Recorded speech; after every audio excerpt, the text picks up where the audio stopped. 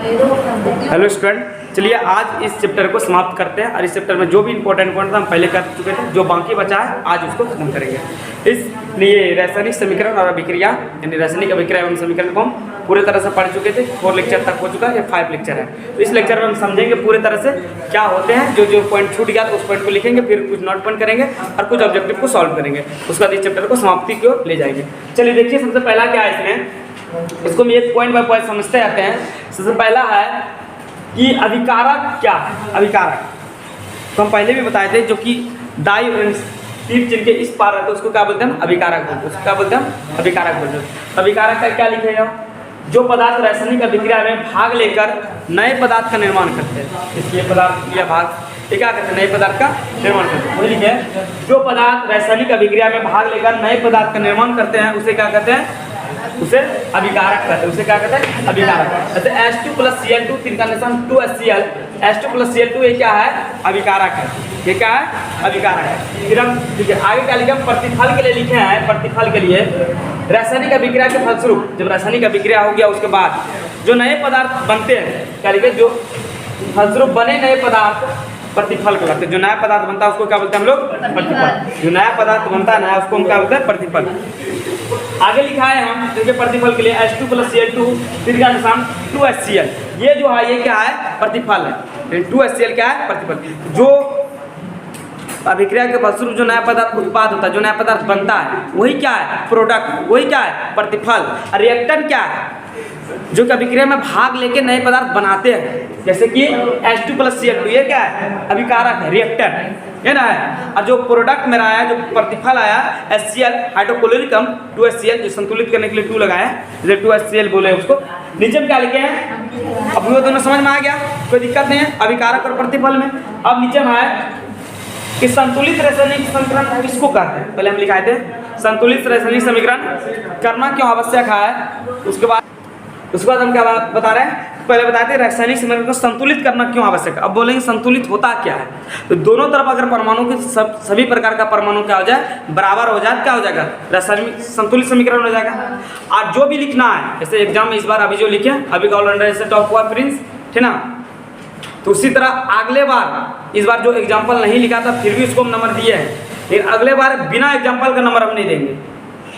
इसलिए बोल रहे बिना एग्जाम्पल का हम नंबर देने वाले ही नहीं है। इसलिए बिना एग्जाम्पल तो देना ही है हर हालत में। ऐसा हम इसका एग्जाम्पल देते तो एग्जाम्पल देना है, कम से कम 1, 2 दे दिया तो और अच्छा है, लेकिन 1 कम से कम तो देना ही पड़ेगा एग्जाम्पल। तो क्या लिखे हम कि समीकरण रासायनिक समीकरण संतुलित क्या है, संतुलित रासायनिक समीकरण किसे कहते हैं, क्या है, ठीक है ना। तो दोनों तरफ में यानी तीर चीर के बाएं और दाएं दोनों तरफ में क्या हो जाए, प्रत्येक प्रकार का परमाणु संख्या क्या हो जाए, बराबर हो जाए, हम बोल देंगे संतुलित रासायनिक। ये रासायनिक समीकरण जो है संतुलित है। वही चीज लिखे हैं, जिस समीकरण में तीर चिन्ह के दोनों ओर बाएं और दाएं यानी इस पार और इस पार दोनों ओर प्रत्येक प्रकार के परमाणु की संख्या समान होती है। प्रत्येक प्रकार का क्या हुआ, परमाणु समानता बराबर रहता है, ठीक ना, होती है, तब वह क्या समान होती है, तब वह संतुलित रासायनिक समीकरण कहलाता है। जैसे देखते हैं H2 + Cl2 तीर का निशान 2HCl, ये देखिए 2H है, यहाँ भी 2H है। Cl कितना है, Cl 2 गो है, यहाँ भी 2 गो है, क्या हुआ, ये संतुलित रासायनिक समीकरण है ना। यहाँ देखते हैं H2 + O2, ये देखिए H कितना है 4, यहाँ देखते हैं 2, 4 पर क्या है, O कितना है 2, यहाँ O कितना है 2, हो गया। ये भी संतुलित रासायनिक समीकरण है, 2 दे दिए, संतुलित बन गया। क्या है, इसमें बोलेंगे संतुलित रासायनिक, क्योंकि दोनों तरफ में जो है परमाणु संख्या बराबर है। इधर भी 4 है, इधर भी हाइड्रोजन 4 है, इधर भी ऑक्सीजन 2 है, इधर भी ऑक्सीजन 2 है। ये क्या हुआ, संतुलित रासायनिक समीकरण। तो क्वेश्चन आया था डर की रासायनिक संतुलित रासायनिक समीकरण से आप क्या समझते हैं, ठीक ना, ये इस तरह देगा क्या है। देखिए ये नोट पॉइंट में लिखवाया, लेकिन क्वेश्चन यहाँ से क्या आएगा, ठीक ना। हम बोल देंगे प्रतिफल किसे कहते हैं, ठीक, नए पदार्थ को। कोई ये भी शॉर्टकट मार सकता है कि तीर कौन चिन्ह, कौन तरफ, बाएं दायां, दायां जो हुआ तीर का चिन्ह, अगर हम ऐसे करें दायां तरफ क्या हुआ, प्रोडक्ट हुआ, प्रतिफल हुआ। तो बोलते हैं तीर के दाईं तरफ बने, मतलब जो प्रतिफल, उसे प्रतिफल कहते हैं। तो वो सही तरह से परिभाषा नहीं, सही तरह से ये परिभाषा होगा कि रासायनिक समीकरण के बाद फलस्वरूप जो नया पदार्थ बनता है उसको हम क्या बोलेंगे, प्रतिफल बोलेंगे, तो प्रोडक्ट बोलेंगे, है ना। रिएक्टर किसको बोलेंगे, जो कि भाग लेता है, जो कि नया पदार्थ बनाने की क्षमता रखता है ना, वो क्या है, अभिकारक है, रिएक्टर है। इस समझ में आ गया। ये समझने के बाद इस चैप्टर का सारा चीज़ खत्म हो चुका है। कुछ ऑब्जेक्टिव बचा है जो कि हम लोग को सीखना जरूरी है। कुछ ऑब्जेक्टिव हम लोग सीख लेते हैं, क्योंकि ऑब्जेक्टिव अगर हम एग्जाम में दें कन्फ्यूज करने लगे, क्योंकि ये सब नहीं पता है। हम उस टाइप का ऑब्जेक्टिव बता देते हैं ताकि सॉल्व हो जाए। तो पहले आप लोग इसका स्क्रीनशॉट लीजिए। अब हम लोग देखते हैं क्या है, ऊष्माक्षेपीय एक अभिक्रिया और एक है ऊष्माशोषी, है ना। तो जिससे ऊष्मा निकले वो होता है ऊष्माक्षेपी, है ना। वैसे रासायनिक अभिक्रिया मतलब जिससे आज मिल गया, चलो बाद में देखते हैं। जिससे ऊष्मा क्या हो निकले उसको क्या बोलते हैं, ऊष्माक्षेपी।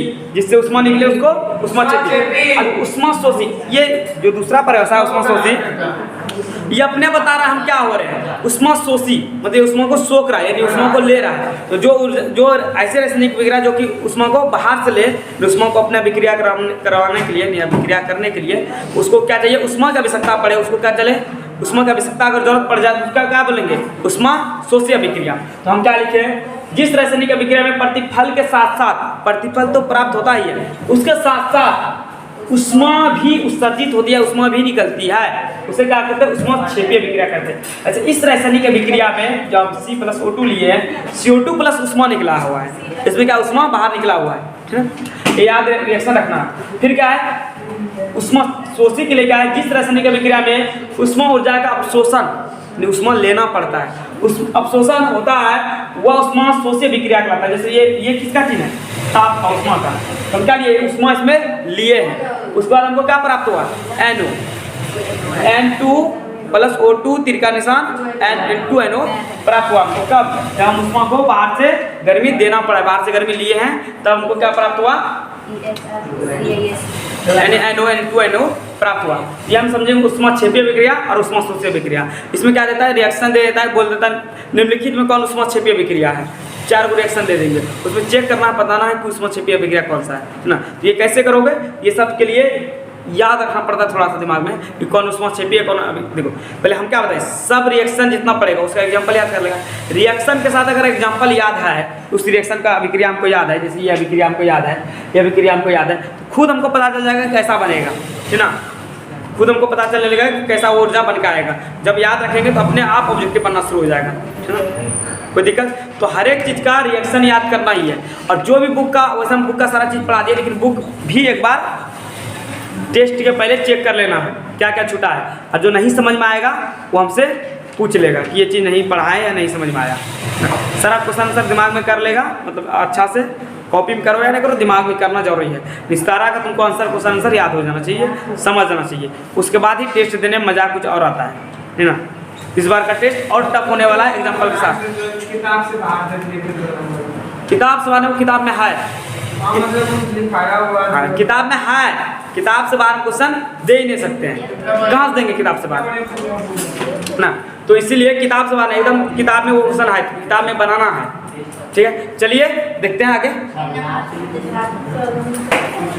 चलो, अब जो याद, चैप्टर तो खत्म हो गया। आज के पहले जो हम चीज़ हम पढ़ा चुके हैं, आज का क्लास का नहीं पूछेंगे, इसके पहले यानी हम 4 लेक्चर तक पूछेंगे, 5 लेक्चर है, जिससे पूछेंगे वही बताना। एथिल मरकप्टन का सूत्र बताओ, एथिल मरकप्टन जिसको पूछ रहे वही बोलना, और आपस में डिस्कस मत करना कि ये होता है ये होता है, और नहीं कॉपीज देखना है। बताओ पीछे वाला एथिल मरकप्टन, इसके साइड वाला एथिल मरकप्टन C2H5SN, C2H5SN। उधर से चंद्रकांत बताओ, 1 ग्राम LPG को जलाने पर कितना ऊर्जा उत्पन्न होता है? 5 किलो, 50 किलो। कोई पीछे से बताओ ओम। एथिल मरकप्टन को HP यानी LPG में क्यों मिलाया जाता है? हाँ, यानी जब वो गैस लीक कर जाए तो हमको पहले पता चल जाए, इसलिए हम क्या करते हैं, एथिल मरकप्टन मिलाते हैं LPG में। अच्छा बताओ, उधर से माना बताओ, मोमबत्ती का अनुसूत्र C25H52। अच्छा बताओ, हाँ उधर मुकुंद बताओ, मोमबत्ती में कितना क्षेत्र जब जाता है, कौन कौन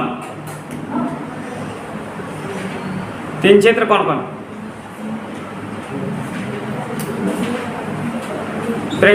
तुम बताओ। सबसे गर्म क्षेत्र कौन होता है मोमबत्ती का? सबसे गर्म क्षेत्र ना होगा ऑब्जेक्टिव बनेगा ही। कौन? बाहरी भाग यानी प्रकाशहीन मंडल, सही बोला, प्रकाशहीन मंडल। अच्छा बताओ, मोमबत्ती में हाइड्रोजन और कार्बन का अनुपात क्या होता है? 52:25, है ना। ऐसा भी पूछ सकते, कार्बन और हाइड्रोजन का अनुपात क्या है? 25 अनुपात, क्योंकि C25H हो गया ना। आगे बताना है,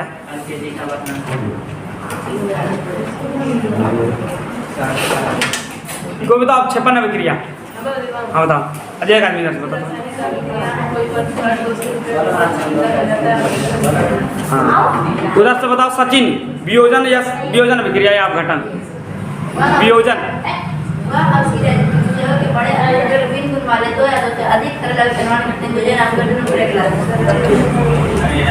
तुम बताओ प्रकाश रासायनिक अभिक्रिया।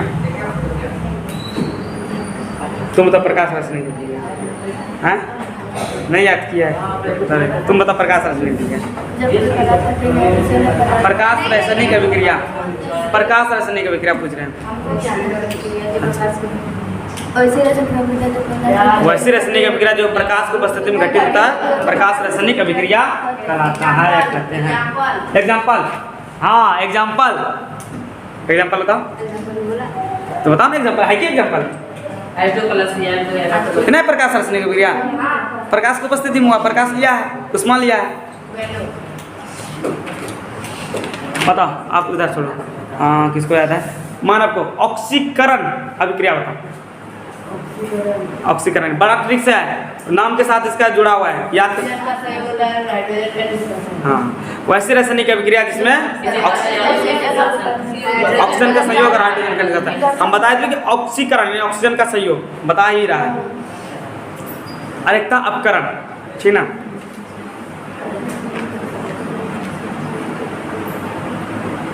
अच्छा एक इसमें ये भी पॉइंट था, ज्वलन ताप। ज्वलन ताप वैसे सबको पहले से याद है, इसे हम लिखवाए नहीं थे। ज्वलन ताप क्या होता है?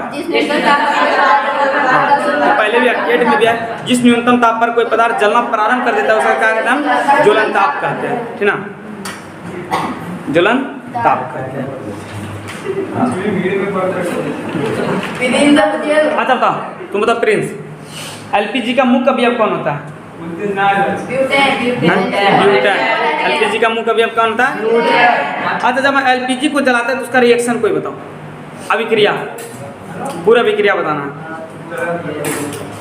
बताए थे तुम लोग को। याद तो रखना ही पड़ेगा, ये तो अभिक्रिया देना ही पड़ेगा ना जब टेस्ट में। हाँ लिखाए थे, देख के तो सब बता सकता है।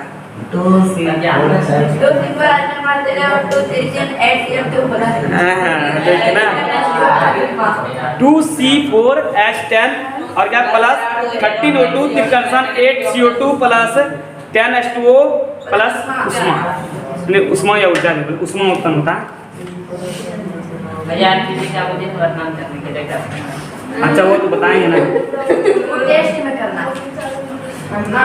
अच्छा बताओ, जो मोमबत्ती होता है अदहन क्षेत्र किसको बोल सकते हैं? अदहन क्षेत्र केंद्र, जहाँ के पदार्थ जलता नहीं है वहाँ जलता है, वो तरफ उसको अदहन क्षेत्र भी कहते हैं, याद रखना। क्या मतलब बीच में रहता है ना, हाँ जो बत्ती को घेरे रहता है।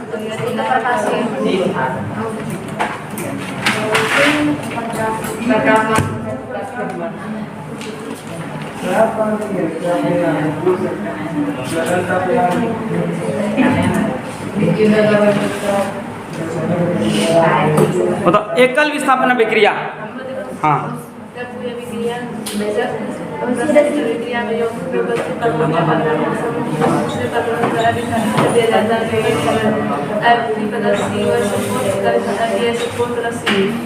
द्वि विस्थापन अभिक्रिया, जिसको उभय विस्थापन अभिक्रिया भी कहा जाता है। हाँ द्वि विस्थापन अभिक्रिया दूसरा नाम क्या है? उभय विस्थापन अभिक्रिया। आपको बोले उभय विस्थापन अभिक्रिया, ठीक ना, ना उभय उसको द्वि लिखवा दिए थे। क्या द्वि विस्थापन अभिक्रिया बोले, उभय विस्थापन अभिक्रिया, दोनों एक ही चीज है, ठीक ना। उदासीनीकरण अभिक्रिया को बताओ। उदासीनीकरण, हाँ बता।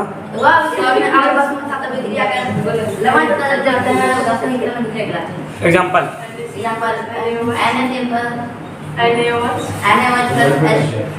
NaOH प्लस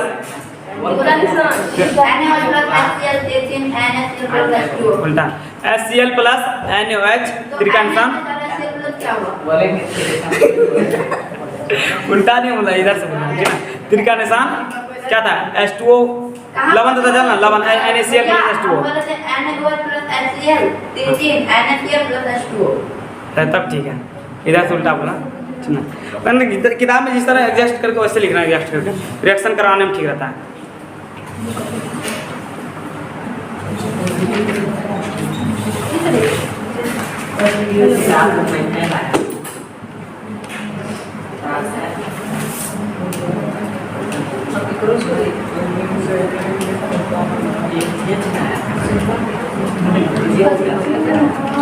अच्छा, रेडॉक्स अभिक्रिया किसे कहेंगे? रेडॉक्स वैसे रासायनिक अभिक्रिया जिसमें ऑक्सीकरण और अपकरण दोनों साथ साथ हो उसे कहेंगे रेडॉक्स अभिक्रिया। चलिए इसके बाद हम मिलते हैं कल अम्ल तथा भस चैप्टर लेके, और उस चैप्टर में और मजा आने वाला है पढ़ने के लिए, ठीक ना? उस चैप्टर में और मजा आएगा, ठीक। चलिए उस चैप्टर को देखते हैं, और इससे पहले अगर आप लोग को वीडियो अच्छे लग रहे हैं तो सब्सक्राइब लाइक जरूर, और फेसबुक पे देख रहे हैं। चलिए मिलते हैं, बाय।